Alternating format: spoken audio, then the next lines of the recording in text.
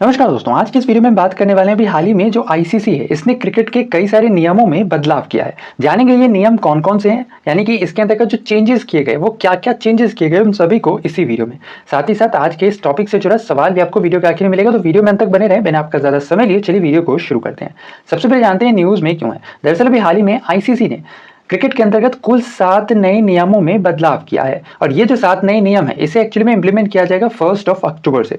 Actually में भी हाल ही में T20 वर्ल्ड कप का आयोजन किया जाना और उसके आयोजन से पहले ये कुल 7 नियमों में बदलाव किए गए हैं। इन नियमों में बदलाव को हम आगे देखेंगे, लेकिन उससे पहले एक बार जान लेते हैं आईसीसी के बारे में। आईसीसी क्या है? आईसीसी यानी इंटरनेशनल क्रिकेट काउंसिल, जिसकी स्थापना 15 जून सन 1909 में की गई थी। इसके साथ ही साथ जब इसकी स्थापना की गई थी उस समय इसका नाम इंपीरियल क्रिकेट कॉन्फ्रेंस रखा गया था, जिसे बाद में सन 1965 में बदलकर इंटरनेशनल क्रिकेट कॉन्फ्रेंस किया गया। इसके साथ ही साथ एक बार फिर से इसका नाम चेंज हुआ सन 1989 में, और उस समय इसका नाम यानी कि जो प्रेजेंट में नाम है वही नाम किया गया, यानी इंटरनेशनल क्रिकेट काउंसिल। इसके अलावा जो आईसीसी है इसका मुख्यालय दुबई यूएई में है। इसके साथ ही साथ आईसीसी के वर्तमान चेयरमैन ग्रेग बार्कले और सीईओ जेफ अलार्डिस है। इसके अलावा जो आईसीसी है ये मेनली जितने भी अंतरराष्ट्रीय स्तर पर जो भी क्रिकेट से रिलेटेड कॉम्पिटिशन्स या इवेंट्स होते हैं उन सभी का आयोजन करता है। आईसीसी एक अंतरराष्ट्रीय बॉडी है, ठीक है। और साथ ही साथ ध्यान रखना ये कौन कौन से कॉम्पिटिशन इवेंट्स हो सकते हैं। तो जैसे हम बात करते हैं आईसीसी वर्ल्ड कप की, ठीक है, वो चाहे मेंस का हो या फिर विमेंस का, ये आईसीसी के द्वारा ही ऑर्गेनाइज कराया जाता है। इसके अलावा आईसीसी T20 वर्ल्ड कप ले लो, मेंस या वुमेन्स का, इवन अंडर 19 वर्ल्ड कप, ये भी आईसीसी के द्वारा ही ऑर्गेनाइज कराया जाता है। इसके साथ ही साथ जब आईसीसी की स्थापना की गई थी यानी कि साल 1909, इस समय में आईसीसी के कुल 3 ही मेंबर कंट्रीज थे। यानी जब स्थापना की गई थी उस समय केवल 3 ही सदस्य देश थे। कौन कौन से? ऑस्ट्रेलिया, इंग्लैंड और साउथ अफ्रीका। वर्ष 1926 में इसमें 3 और सदस्य देश शामिल होते हैं, जिनमें भारत, न्यूजीलैंड और वेस्ट इंडीज है। तो ये सवाल बन सकता है कि भारत आईसीसी का सदस्य कब बना था, तो ये वर्ष 1926 में बना था। इसके साथ ही साथ वर्तमान में आईसीसी के अंतर्गत कुल 108 मेंबर स्टेट्स हैं, जिसके अंतर्गत कुल 12 फुल मेंबर्स हैं और 96 जो है ये एसोसिएट मेंबर्स हैं। अब इसके अंतर्गत 2 कंसेप्ट है, एक है फुल मेंबर का और एक एसोसिएट मेंबर का। फुल मेंबर कंट्रीज वो सारी कंट्रीज हैं जिन्हें टेस्ट खेलने का लाइसेंस प्राप्त होता है, ठीक है, और बाकी के जो 96 है ये एसोसिएट मेंबर्स होते हैं, ठीक है। अब आइए जान लेते हैं 12 मेंबर्स कौन कौन से हैं जिन्हें टेस्ट खेलने का लाइसेंस प्राप्त है। इनमें England, Australia, south Africa, West Indies, New Zealand, India, Pakistan, Sri Lanka, Zimbabwe, Bangladesh, Ireland और अफगानिस्तान है। अच्छा, इसमें एक और चीज ध्यान रखना है कि सबसे रिसेंट में शामिल होने वाला फुल मेंबर कंट्री कौन सा है, तो ये है आयरलैंड और अफगानिस्तान। इस दोनों ही को असल में वर्ष 2017 में आईसीसी की फुल मेंबरशिप दी गई थी। अच्छा, इसके साथ ही साथ एक और चीज ध्यान रखना है, वर्ष 2021 तक जो आईसीसी है इसके अंतर्गत कुल 94 यानी 94 एसोसिएट मेंबर्स थे। वर्ष 2022 में 2 और कंट्रीज को ऐड किया गया है, और ये जो 2 नई कंट्रीज है ये कौन कौन सी है इसका नाम ध्यान रखना है। एक तो है कंबोडिया, ठीक है, और दूसरी जो कंट्री है ये है आइवरी कोस्ट। ध्यान रखना है, एक है कंबोडिया और दूसरी है आइवरी कोस्ट, और इन 2 के ऐड होने के बाद जो टोटल एसोसिएट मेंबर कंट्रीज है वो अब हो गई है 96। पहले 94 था, अब 96 हो गया। अब आइए जान लेते हैं जो नया रूल अभी हाल ही में आईसीसी ने इंट्रोड्यूस किया है ये क्या है। इसके अंतर्गत जो सबसे पहला रूल कहा गया है वह यह है कि जो गेंदबाज है पहले क्या करता था, सलाइवा का यूज करता था, तो अब इस पर पूरी तरीके से प्रतिबंध लगा दिया गया है। हालांकि पहले पिछले 2 वर्षों में चूंकि कोविड महामारी था तो इस बीच में इस पर टेम्पररी बैन लगाया गया था, लेकिन अब फाइनली इस पर परमानेंटली बैन लगा दिया गया है। यानी अब गेंदबाज सलाइवा का यूज नहीं कर सकते हैं गेंदों को चमकाने के लिए। इसके अलावा इसके अंतर्गत जो दूसरा रूल लागू किया गया है यह मेनली किया गया है कि जो कैच आउट का रूल्स था इसमें परिवर्तन किया गया है।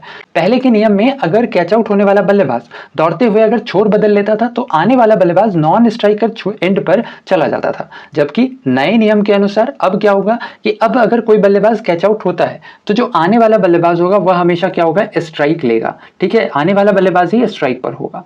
इसके अलावा जो तीसरा रूल इसके अंतर्गत चेंज किया गया है वह यह है कि तीसरे रूल के अनुसार जो बल्लेबाज होता था इसे स्ट्राइक पर आने के बाद 2 मिनट का अब टाइम दिया जाएगा रेडी होने के लिए, जबकि और ये जो 2 मिनट का टाइम है ये मेनली दिया जाएगा ओडीआई और टेस्ट के अंतर्गत, जबकि T20 में यह समय केवल 90 सेकंड का होगा। इसके अलावा जो चौथा रूल इसके अंतर्गत चेंज किया गया है इसमें क्या किया गया है कि इसके अंतर्गत मेनली जो फील्डिंग साइड होगी अब उसे सतर्क रहना होगा। होगा क्या कि गेंदबाज की गेंदबाजी करने के लिए दौड़ते समय अगर फील्डिंग करने वाली टीम का कोई भी खिलाड़ी अगर मूवमेंट करता है, ठीक है, तो वैसे कंडीशन में सबसे पहले तो उस गेंद को डेड बॉल डिक्लेयर किया जाएगा और साथ ही साथ जो अपोजिट टीम है उसे 5 पेनल्टी रन के रूप में दिए जाएंगे, यानी बैटिंग साइड वाली टीम को 5 पेनल्टी रन दिए जाएंगे। इसके साथ ही साथ जो पांचवा रूल है, पांचवें रूल के अंतर्गत बेसिकली ये किया गया है कि जो बल्लेबाज होगा उसे पिच पर रहते हुए ही खेलना होगा। अब ये पिच क्या होता है, जो क्रिकेट ग्राउंड होता है इसके अंतर्गत बेसिकली क्या होता है, ये एक इस तरीके का एरिया होता है, इसे ही पिच कहा जाता है। तो जो बल्लेबाज होगा उसे इसी के अंदर रहकर खेलना होगा। अगर वो बाहर जाता है या फिर बल्लेबाज का बल्ला भी बाहर जाता है तो वैसे कंडीशन में अंपायर के द्वारा उस गेंद को डेड बॉल डिक्लेयर कर दिया जाएगा। लेकिन अगर किसी कंडीशन में गेंदबाज ही गेंद को पिच के बाहर फेंकता है तो वैसे कंडीशन में उसे नो बॉल डिक्लेयर किया जाएगा।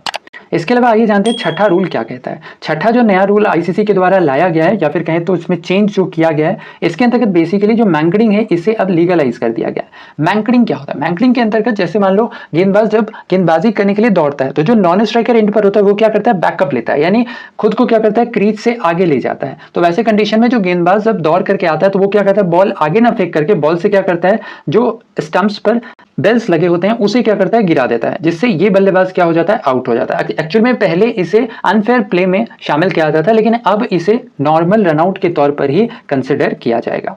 इसके अलावा जो सातवां रूल इसके अंतर्गत इंट्रोड्यूस किया गया है या फिर कहें कि जो सातवां रूल से इसके अंतर्गत चेंजेस किए गए हैं, ये मेनली किया गया है गेंदबाजी से पहले अगर कोई बल्लेबाज थ्रो करके मारता है, यानी थ्रो करके बल्लेबाज को आउट करना चाहता है, तो वैसे कंडीशन में उस गेंद को डेड बॉल डिक्लेयर कर दिया जाएगा। दोनों ही में डिफरेंसेस है, ध्यान रखना। जैसा हमने पहले बात किया मंकडिंग के बारे में, ये मंकडिंग अलग चीज है। इसमें क्या होता है कि जो गेंदबाज है वह बॉल थ्रो करके नहीं मारता बल्कि सीधा क्या करता है, हाथ से, यानी कि मतलब हाथ में गेंद तो रहता ही है और उससे क्या करता है, सिंपली विकेट पर मार देता है। लेकिन जो ये वाला जो रूल है, ये सातवां जो रूल है, इसमें क्या होगा, गेंदबाज गेंदबाजी करने के लिए हाथ को घुमाया भी लेकिन उसने गेंद को फेंका नहीं बल्कि गेंद को थ्रो करके वापस से इधर वाले विकेट पर फेंक दिया, यानी नॉन स्ट्राइकर एंड पर फेंक दिया, तो वैसे कंडीशन में उस गेंद को डेड बॉल डिक्लेयर कर दिया जाएगा। तो मेनली ये 7 रूल्स थे जो कि आईसीसी ने चेंजेस किए हैं इन 7 रूल्स में। उम्मीद करते हैं सातों रूल्स आपको समझ में आ गए होंगे। आइए चलते हैं आज के टॉपिक से जुड़े सवाल पे। ऐसे में आज का हमारा सवाल है, जो आईसीसी है इसके अंतर्गत कुल कितनी मेंबर कंट्रीज है, यानी आईसीसी में वर्तमान में कुल कितने सदस्य देश हैं, इसका आंसर आपने हमें बताना है नीचे कमेंट सेक्शन में। तो वैसे में आज के लिए इतना ही। उम्मीद करते हैं आज का हमारा ये वीडियो आपको इन्फॉर्मेटिव लगा होगा। अगर वीडियो पसंद आया है तो वीडियो को लाइक शेयर,